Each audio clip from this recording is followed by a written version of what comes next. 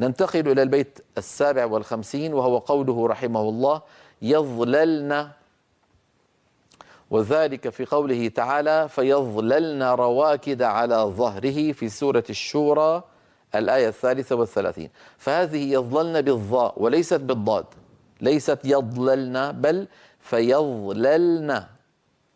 ثم قال رحمه الله محظورا، وذلك في قوله تعالى وما كان عطاء ربك محظورا. الحظر هو المنع، فليس عطاء الله عز وجل المادي، العطاء من حيث الصحة والمال والأكل والشرب ليس محظورا على المؤمنين، بل هو لكل البشر.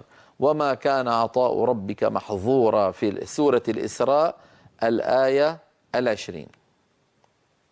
ثم قال رحمه الله مع المحتضر، وذلك في قوله تعالى في سورة القمر الآية 31 فكانوا كهشيم المحتضر.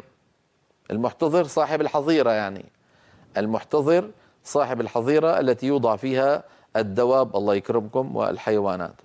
والهشيم هو النبات اليابس الذي يستخدمه صاحب الحظيرة كطعام للمواشي. مع المحتضر، إذن المحتضر بالضاء وليست المحتضر بالضاد. ثم قال رحمه الله وكنت فظا، ننتقل إلى الكلمة التي بعدها وكنت فظا، وذلك في قوله تعالى ولو كنت فظا غليظ القلب في سورة آل عمران الآية 159.